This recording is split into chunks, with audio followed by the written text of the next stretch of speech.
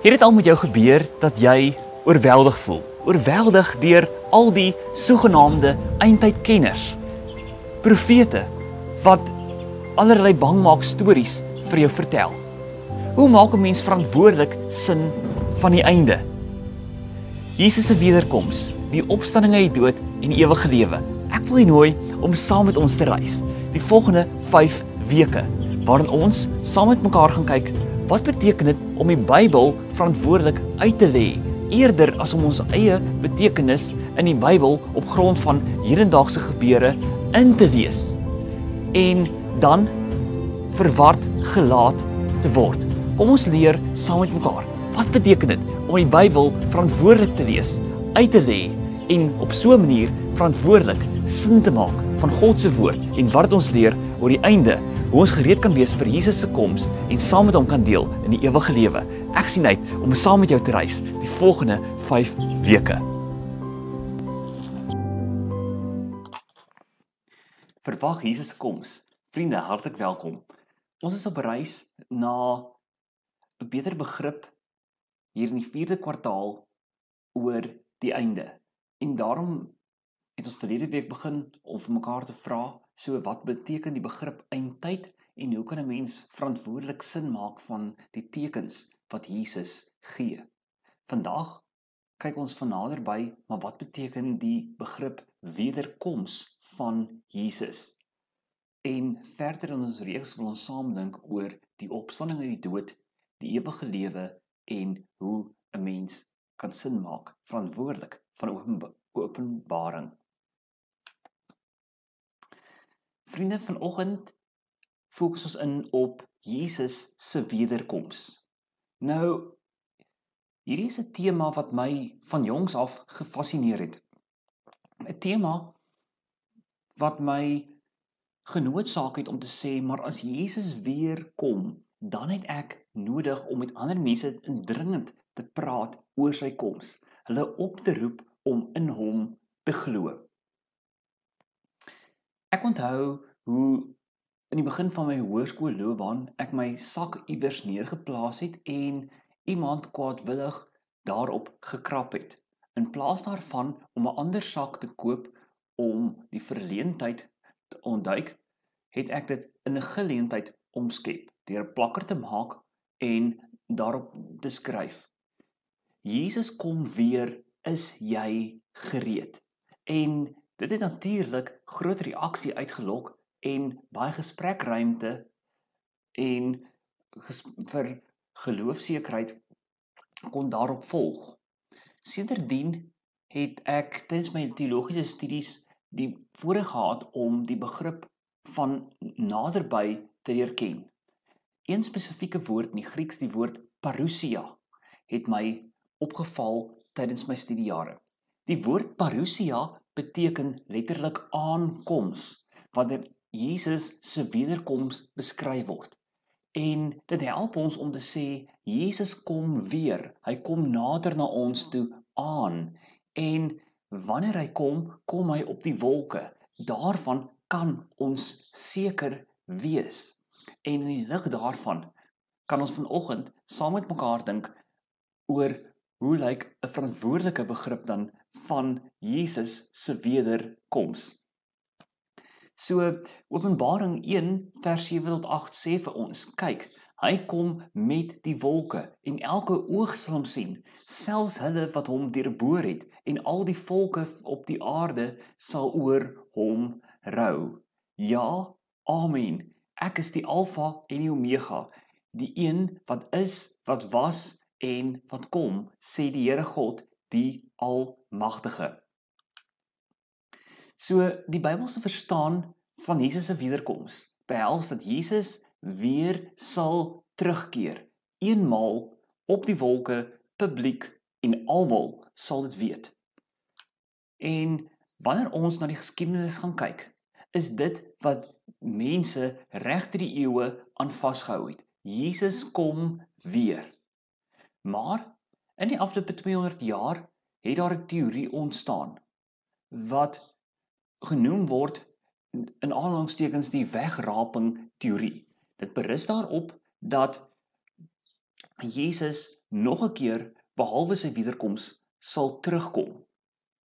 Maar dit berus op die beginsel dat tekste dan op sigwaarde gelees word, buite konteks aangehaal word as bewysstukke wat op 'n tydlyn geplaas word om hierdie teorie mee te begrond. Maar wanneer ons die Bybel lees, nie deur die lens van 'n wegraping en dan bewystekste gaan soek om dit te staaf nie, maar die tekste in die agtergrond van die oorspronklike konteks lees, dan blyk dit duidelik dat die begrip wegraping, soos eindtydkenners dit aan ons voorhou, is nie in lyn met die oorspronklike skrywers se bedoeling vir diegene aan wie hulle skryf nie. En ek is oortuig daarvan ook nie vir ons vandag as die latere ontvangers van hierdie tekste in die Bybel as God se woord vir ons vandag nie. 'n Beter plan sou wees om hierdie sogenaamde eindtydkenners eenkant toe te skuif en by die Bybel self te begin. In plaas daarvan om iets in die Bybelteks in te lees, om die Bybelteks self te neem en dit binne die oorspronklike konteks te verklaar, en wanneer ek daarvan sin gemaak het, dan in die lig daarvan te sê, maar wat sê hierdie tekste dan vir ons vandag? So, kom ons doen dit. Ons gaan klop vanoggend aan by 3 mense. Hulle name is Matteus, Paulus en Johannes. En wanneer ons hulle tekste raadpleeg, dan onthou ons dat ons het te doen met verskillende literatuursoorte. In die geval van Matteus lees ons 'n evangelie, in die geval van Paulus 'n brief, in die geval van Johannes met Openbaring 'n apokalipsis. En wanneer ons uit hierdie tekste lees, dan onthou ons dat hulle het in verskillende tye ontstaan, teen verskillende agtergronde is hulle geskryf, en aan die hand van die tipe literatuursoort gebruik hulle nog verskillende tipe taal. Dis alles dinge wat ons in berekening moet bring alvorens ons net tekste kan uithaal om as bewystekste vir 'n sogenaamde teorie te kan dien. Kom ons lees dit eerder vanoggend in konteks en kom ons verklaar dit dan alvorens ons vir mekaar sekere wenke gee oor hoe dit ons vandag help om verantwoordelik na te dink oor die wederkoms wat ons verwag. Ons skriflesing kom uit Matteus 24, 1 Tessalonisense 4-5 en Openbaring 22. Kom ons begin by die eerste tipe literatuursoort. Dit is 'n evangelie. Nou, 'n evangelie vertel vir ons oor die lewe en die lyding van Jesus. Die beginsel, soos Jesus vir ons gelei het, sal ons ook vir hom lei. Maar vir ons lees vanoggend uit Matteus hoofstuk 24, waar dit ons alreeds verlede week begin het om saam te lees. Vers 29 sê, kort na die verdrukking van daardie tyd sal die son verduister word, die maan sal nie meer skyn nie, en die sterre sal uit die hemelruimte val, en die kragte van die hemelruim sal ontwrig word. Dan sal die teken van die seun van die mens in die hemelruim verskyn, en al die volke van die aarde sal verslae wees. Hulle sal die seun van die mens op die wolke van die hemel sien kom met groot krag en majesteit. Die groot trompet sal weer klink en hy sal sy engele uitstuur om sy uitverkorenes bymekaar te maak uit die 4 windstreke vanuit elke uithoek van die aarde af. Maar niemand weet wanneer daardie dag en uur kom nie die engele in die hemel en ook nie die seun nie, net die Vader weet dit. Dan sal 2 mense op die land werk, die een sal saamgeneem word en die een agtergelaat word. 2 vroue sal by die meelkoring maal, die een sal saamgeneem word en die een agtergelaat word. Bly dus waaksaam, omdat julle nie weet watter dag julle Here kom nie. Om dieselfde rede moet julle ook altyd gereed wees, want die seun van die mens kom op 'n uur dat julle dit nie verwag nie. So kom ons begin om Matteus in konteks te verklaar. So ons onthou dat die skrywer van die Matteus Evangelie skryf so ongeveer 50 jaar nadat Jesus op aarde was vir 'n tweede generasie hierdie evangelie neer. Onthou dat vir die eerste generasie is die woorde oor Jesus mondelings oorgedra. Maar Ongeveer die jaar 64 na Christus sou die meeste van hierdie oor en oog getuies 'n wrede martelaarsdood gesterf het onder keiser Nero se bewind. Verskeie van hulle is oorlede. Nou ontstaan die behoefte, maar hoe sal hierdie boodskap oorgedra word aan 'n volgende generasie? En daar ontstaan verskillende pogings in verskillende gemeenskappe aan die hand van verskillende behoeftes. Vanoggend fokus ons in op Matteus se evangelie. Hy skryf vir gelowiges wat nou moet sin maak van wie hulle is, as 'n tweede generasie volgelinge van Jesus. Onthou, die eerste generasie van gelowiges, reeds in hulle leeftyd, die wat nog sou leef in die jaar 70 na Christus, sou in hulle leeftyd sien hoe hierdie gebeure, verskeie dinge wat Jesus gesê het, ook aangaande die tempel wat vernietig sou word, gebeur het. So dit wat Jesus vir hulle gesê het, hierdie tekens wat sal plaasvind, dit het reeds gebeur, ten minste in hulle generasie, alvorens dit dinamies sou herhaal in volgende generasies. Maar die tempel is vernietig. En nou, prakties gesproke, waar los dit hierdie gelowiges? Want van tevore het hulle nog saam met Joodse gelowiges by die tempel kon gaan aanbid het. Nou kan hulle nie terug gaan soontoe nie, en nou moet hulle opnuut sin maak van wie is ons. So onthou, ons is Jesus volgelinge. Ons kan nie nou meer by die tempel uit die wet luister, hoe moet ons leef nie, maar ons onthou wat Jesus ons geleer het oor die wet. En nou sal die skrywer van Matteus Evangelie die woorde van Jesus onthou, in die formaat wat hy reeds by Markus gesien het, dit vir hulle neerskryf as 'n evangelie. En die evangelie boodskap kom bevestig. Soos Jesus vir hulle gelei het, sal hulle vir hom lei. Maar nou onthou hulle die woorde van Jesus, wat Jesus ongeveer 50 jaar al van tevore vir sy volgelinge gesê het om vorentoe te kyk. Jesus wys hulle daarop dat die wêreld soos hulle dit ken nie vir altyd sal bestaan nie. En nou, in 'n volgende generasie, wanneer hulle dit gesien het wat Jesus vir hulle gesê het, in hulle leeftyd sal gebeur, maak hulle sin daarvan in die lig van dit wat al reeds gebeur het. Maar in 'n volgende generasie wag hulle steeds op die wederkoms van Jesus. En nou hoor hulle, Jesus kom weer op die wolke, en almal sal weet dat hy hier is, wanneer hulle die woorde van Jesus onthou, soos die skrywer dit in die evangelie laat weer klink. Word weer bevestig dat Jesus kom weer. Dit sal geen geheime gebeurtenis wees nie, maar 'n publieke gebeurtenis. Maar wanneer hy kom, weet niemand nie. Hy leer, dit sal onverwags wees. Maar Jesus waarsku met voorbeelde dat daar mense is wat nie gereed sal wees om hom te ontmoet wanneer hy weer kom nie. Ons volgende literatuursoort wat ons raadpleeg is die van 'n brief. Nou, 'n brief werk so 'n bietjie anders as 'n e-pos wat ons vir mekaar vandag stuur. Maar 'n brief in die antieke tyd het gedien om as 'n kommunikasiemiddel vir sekulêre kommunikasie. Nou kom Paulus en hy pas hierdie formaat van 'n brief aan om te dien as 'n voertuig om oor geloof te praat in sy afwesigheid tussen gemeentes. Iets wat ons veronderstel, maar wat eintlik merkwaardig is vir sy tyd. Kom ons lees uit sy eerste brief. 1 Tessalonisense hoofstuk 4 tot 5.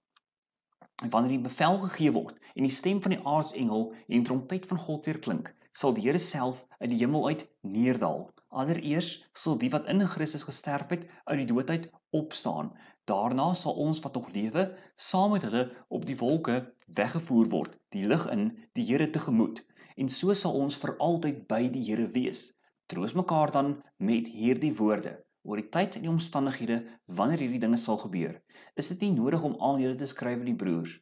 Julle weet maar al te goed dat die dag van die Here onverwags kom soos 'n dief in die nag.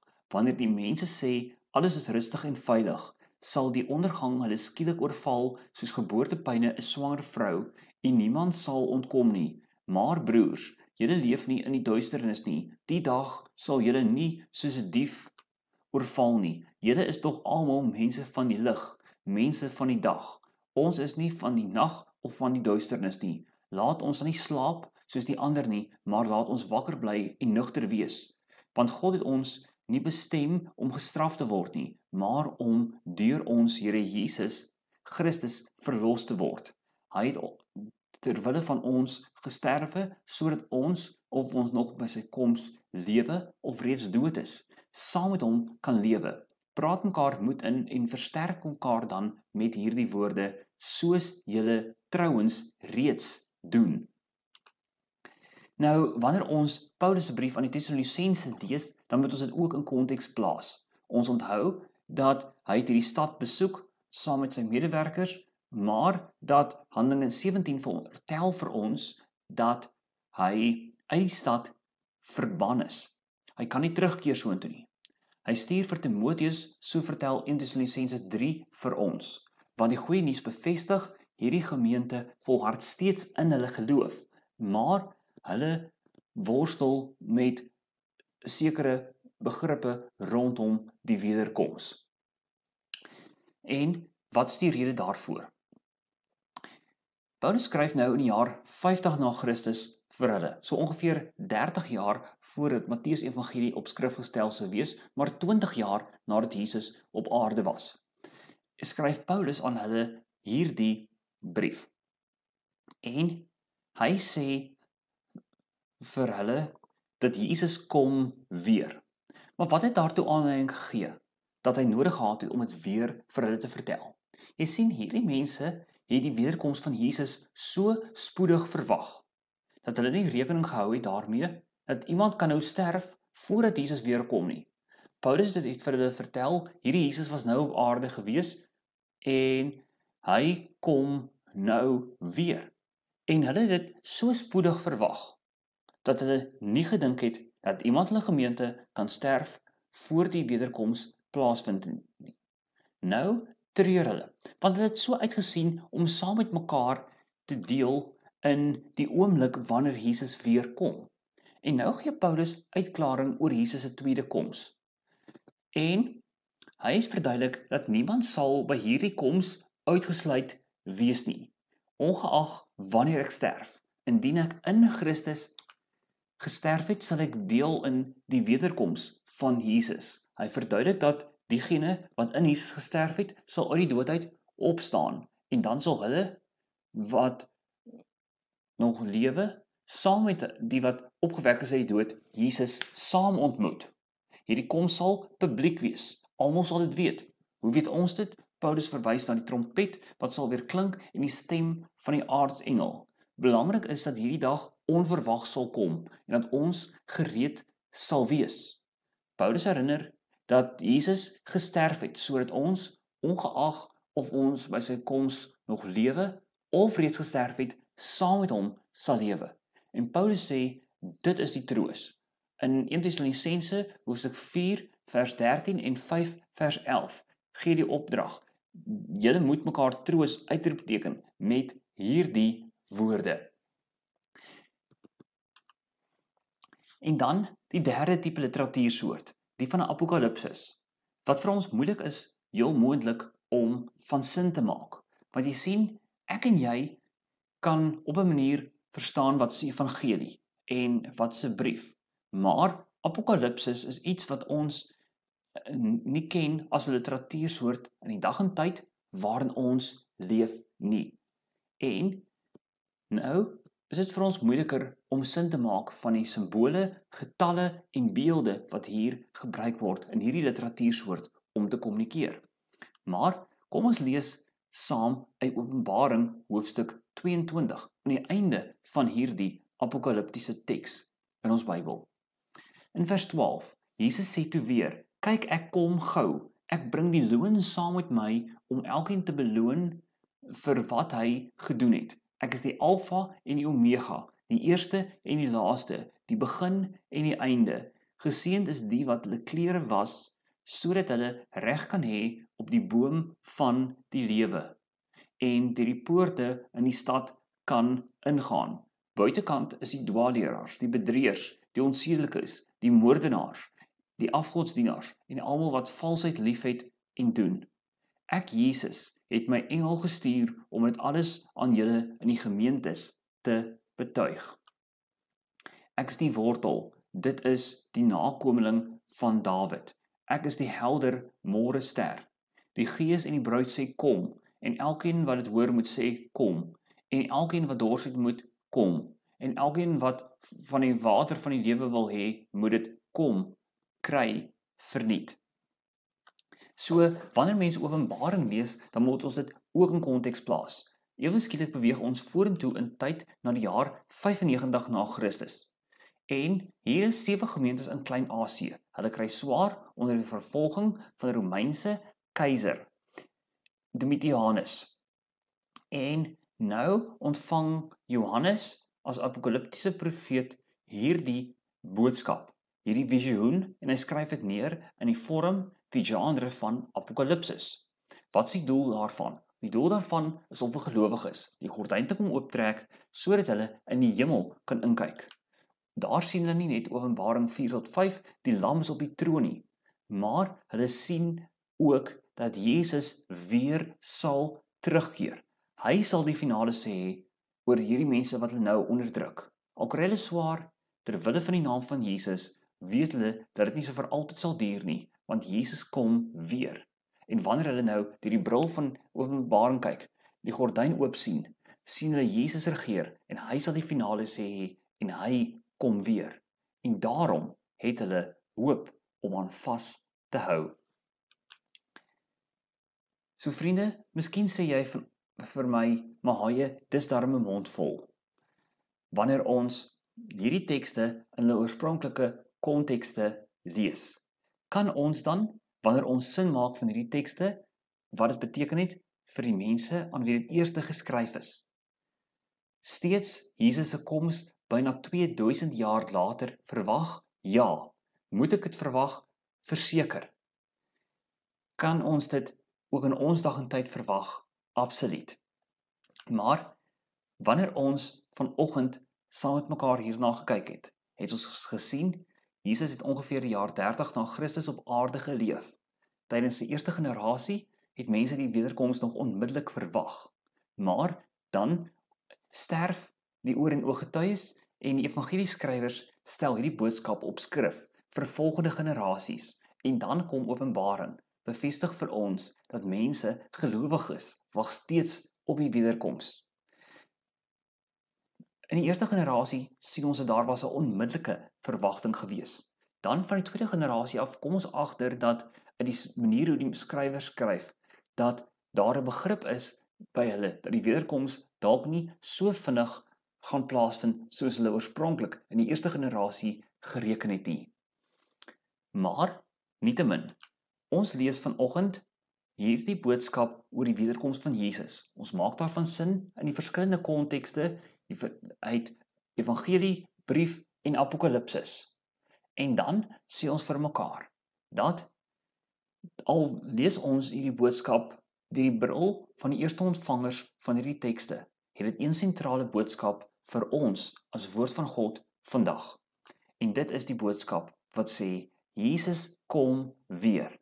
Hy kom verseker weer op die wolke, eenmaal publiek. Elke oog sal hom sien, elke knie sal voor hom buig en sê Jesus is die Here. En vanoggend wil ek saam met jou dan afsluit met 3 praktiese wenke wat ons kan help om dan ons oog op die weerkoms van Jesus te hou. Die eerste wenk is dat ek en jy moet versigtig wees vir moderne idees wat gepatenteer word deur films. Byvoorbeeld, 'n fliek soos Left Behind, op grond waarvan daar 'n wegraping teorie bestaan. En dan sê ons wil daardie wanvoorstellings van eindtydkenners eers eenkant toe plaas. En ons wil by die Bybel self begin. In plaas daarvan om 'n idee of 'n konsep of 'n konstruk te hê en dan bewystekste in die Bybel te gaan soek en die Bybel te maak buikspreek om daardie idee te bevestig. Kom ons skuif daardie voorstellings eers een kant toe en ons begin by die Bybelteks self, soos ons vanoggend geïllustreer het. En ons maak sin van die teks in sy oorspronklike konteks en vra hoe sou die oorspronklike lesers gereageer het? Wat sou die boodskap vir hulle beteken het? Voor ons dit vir onsself vandag mag toeëien.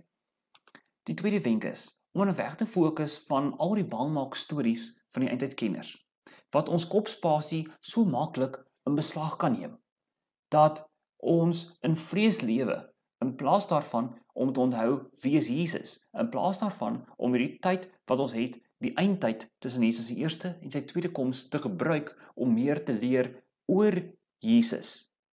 En myself dan af te vra of is ek self gereed om Jesus te ontmoet? En as ek is, kan ek daagliks leef met die verwagting, Jesus kom weer.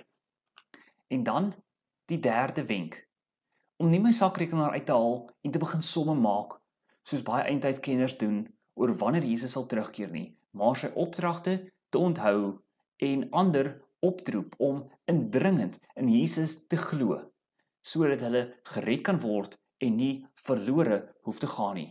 As ons vir mekaar sê, die einde is hier, die einde is naby, of Jesus kom weer, dan het ons nodig om vir mekaar te vra, maar wat maak ons met die opdragte van Jesus, om die evangelie boodskap te vertel?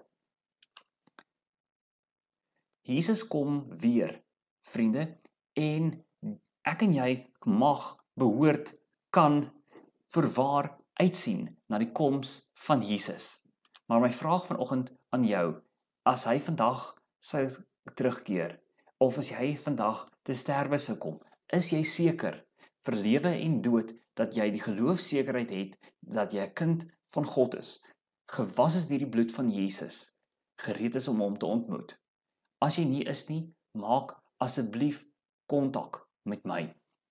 En dan vriende, vanoggend vier ons saam met mekaar die nagmaal, want wanneer ons vorentoe kyk in die verwagting, soos die eerste gelowiges, het dit vir ons bevestig, nie slegs Jesus kom weer nie, maar kan ek en jy dan vandag aan die nagmaal deelneem, wat ons herinner, dat wanneer Jesus weer kom, sal ons saam met hom aan hierdie nagmaal tafel aansit. Stel jou voor, ons Here Jesus, van aangesig tot aangesig te sien, wanneer hy vir jou die brood breek en die beker aangee, en jy aan sy tafel in ewigheid mag aansit. Vriende, ons het rede om met verwagting vorentoe te kyk.